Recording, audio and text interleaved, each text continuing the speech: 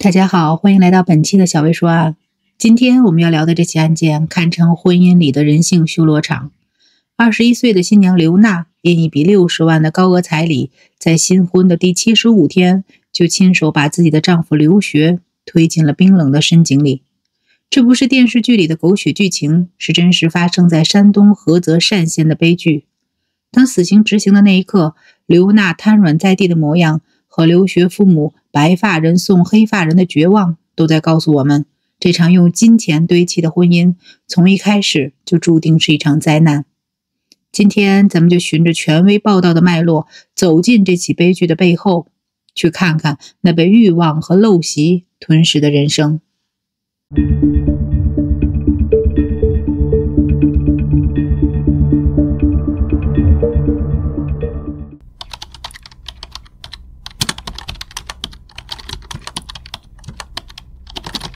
刘娜和刘学都是2004年出生的，两人都是高中学历，通过亲戚介绍相亲认识。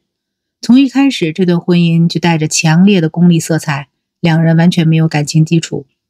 刘娜高中毕业后在 KTV 打过工，爱抽烟喝酒，身上带着纹身，性格里藏着骄纵和懒散。而刘学呢，是个实打实的老实人，憨厚本分，没什么心眼儿。一开始刘娜根本看不上憨厚老实的刘学，更不愿意和他交往，可架不住父母觉得这小伙子靠谱，能过日子。更重要的是，刘娜心里有个盘算，靠结婚要一笔高额彩礼，改变自己和家里的日子。于是她向刘学开出了一个近乎苛刻的条件，不买现成婚房，但必须给60万彩礼。在鲁西南的农村，60万是什么概念？是一个普通的农民家庭倾家荡产都未必能凑齐的数字。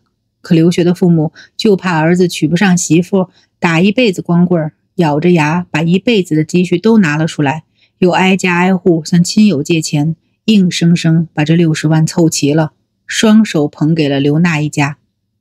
2023年3月17日，刘娜和刘学在刘学的老家举办了婚礼。但这场看似圆满的婚礼不是幸福的开始，只是刘娜敛财计划的收尾。60万的彩礼大多进了刘娜父母的口袋，刘娜带来的陪嫁寥寥无几。从始至终，她就没打算和刘学好好过日子，结婚唯一的目的就是侵占这笔60万的彩礼。这场用金钱买来的婚姻，从拜堂的那一刻起就埋下了不幸的种子。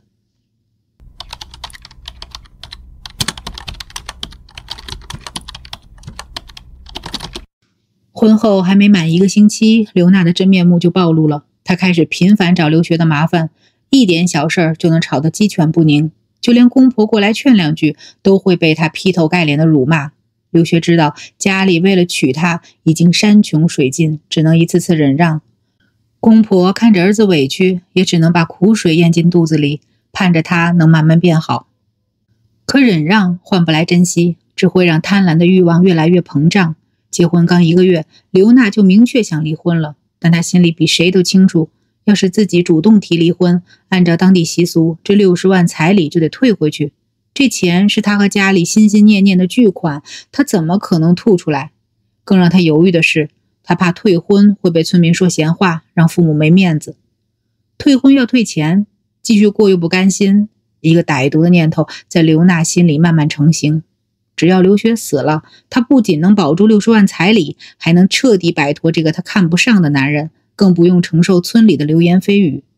从这一刻起，这个21岁的姑娘开始一步步策划一场针对丈夫的谋杀，而这个计划的出发点就来自一次普通的家庭聚餐。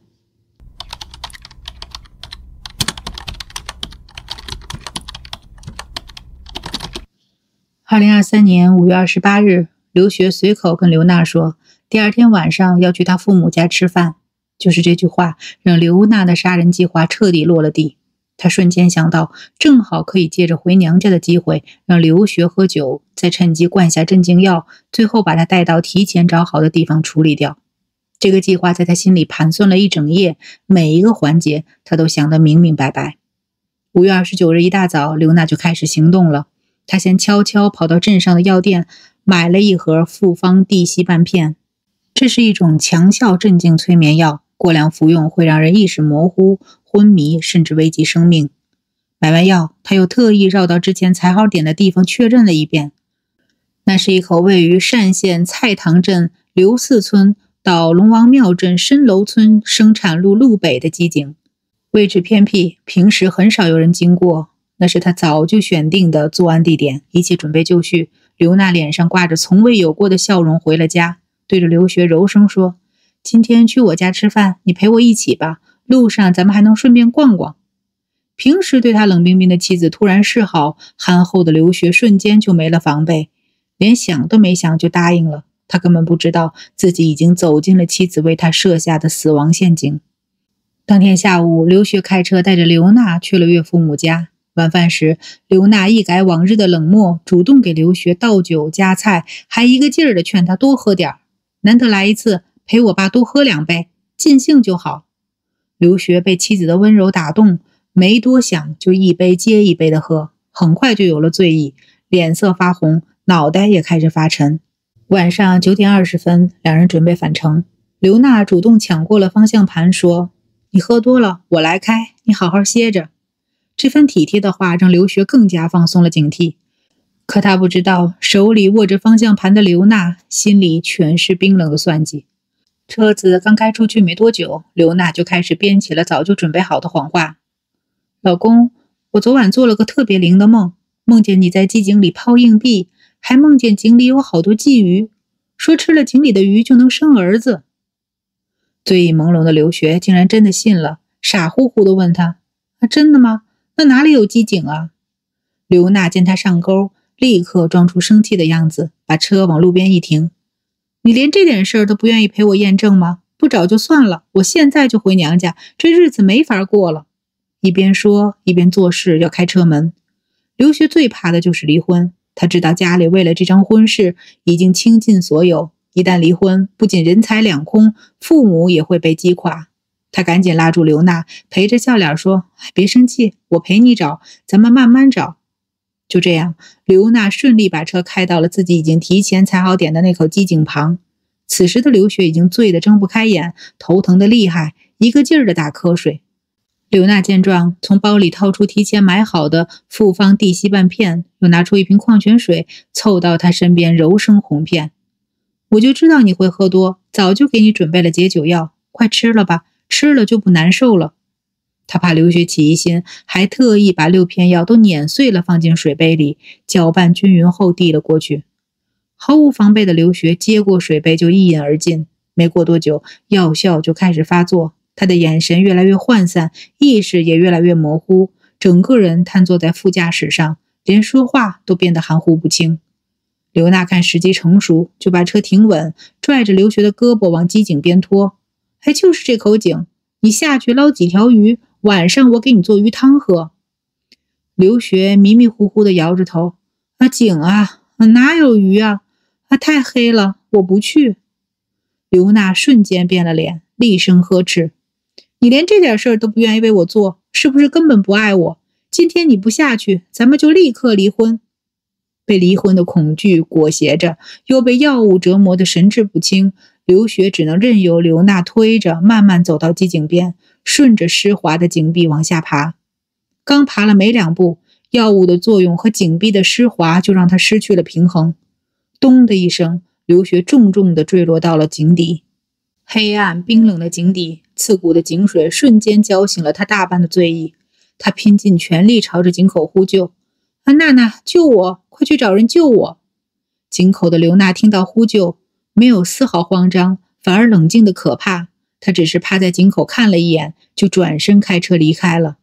可她并没有真的去求救，而是在附近的小路上绕了一圈，又很快开了回来，对着井底喊：“我找了，村里没人出来，我救不了你。”实际上，他只是在确认刘学有没有力气爬上来。接下来的几个小时里，刘娜先后4次驾车往返于鸡井和村庄之间，每次回来都只是趴在井口听动静，根本没有任何施救的打算。更让人揪心的是，强烈的求生欲支撑着刘学，他用尽全力，双手死死抠着井壁上的砖块，一点点往上爬。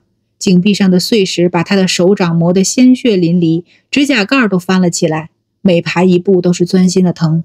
可他凭着最后一丝信念，竟然真的从井底爬了上来，露出了半个身子。可他刚想喊刘娜，就被眼前的景象吓住了。刘娜就站在井口，眼神冰冷地盯着他，没有一丝怜悯。还没等他反应过来，刘娜毫不犹豫地伸出双手，对着他的胸口狠狠一推，再次把他推回了深不见底的井底。这一次他没有再离开，而是站在井口足足10分钟，直到井底再也没有任何呼救声，才找来沉重的井盖，死死地盖在了井口上。此时已经是第二天凌晨2点多，刘学在冰冷黑暗的井底，最终因为缺氧窒息，停止了呼吸。这一天距离他们结婚刚好75天。这一年，刘学才19岁，一个本该拥有无限可能的年纪，却永远定格在了这口冰冷的机井里。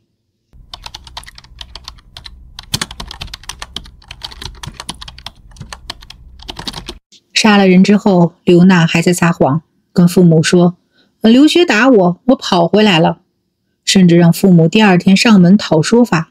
而刘学的父母直到第二天早上都还以为儿子儿媳住在了岳家，满心盼着儿子能早点回家。打破平静的是一个路过的村民，他发现平时敞开的机井井盖被盖得严严实实，觉得奇怪，拉开一看，瞬间被井底的景象吓住，立刻报了警。当刘学的尸体被打捞上来时，他的父母赶到现场，看到儿子冰冷的模样，当场就昏倒在地。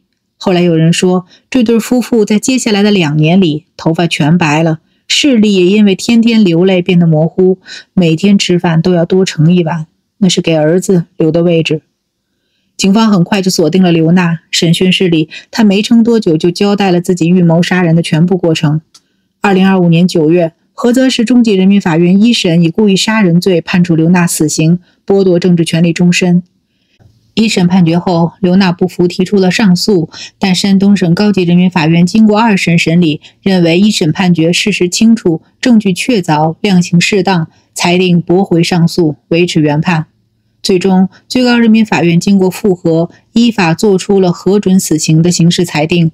2025年9月26日，菏泽市中级人民法院遵照最高人民法院院长签发的执行死刑的命令，将刘娜验明正身，押赴刑场执行死刑。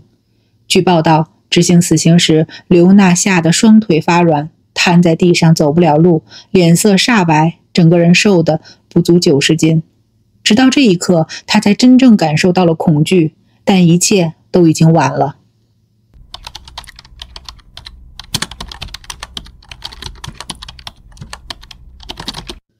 刘娜伏法了，法律给了刘学和他的家人一个交代，可这场悲剧留下的伤痛却永远无法愈合。刘学的父母倾家荡产凑了60万彩礼，没换来儿子的幸福，反而送了儿子的命。而刘娜的父母虽然揣着那笔用婚姻换来的巨款，却永远背负着杀人犯家属的骂名，后半辈子都要活在邻里的非议和内心的愧疚里。其实这场悲剧藏着太多值得我们深思的地方。鲁西南农村的高额彩礼陋习，让砸钱买婚姻成了无奈选择。本是祝福的彩礼，硬生生变成了压垮家庭的枷锁，也为这场悲剧埋下了隐患。而刘娜扭曲的认知更让人唏嘘，她把婚姻当成敛财工具，怕离婚丢面子，却不怕杀人触犯法律。这种法治意识的缺失，最终让她走上不归路。如果刘娜面对过不下去的日子，能勇敢地选择离婚，而不是走上杀人的绝路；如果刘学的父母没有被儿子娶不上媳妇的焦虑裹挟，没有倾家荡产去凑那60万彩礼；如果农村的高额彩礼陋习能少一些滋生的土壤，这2个年轻的生命或许就能拥有不一样的人生。我们常说，婚姻的意义是找个相知相伴的人，一起抵御生活的风雨，而不是用金钱去衡量、去交易。彩礼本是一份祝福，是长辈对新人的期许，可当它变成了压垮家庭的重担，变成了某些人谋利的工具，就已经失去了原本的意义。看着刘学父母日渐苍老的模样，看着刘娜临行前恐惧的神情，真的让人忍不住叹息。生命只有一次，婚姻不是儿戏，法律更不是摆设。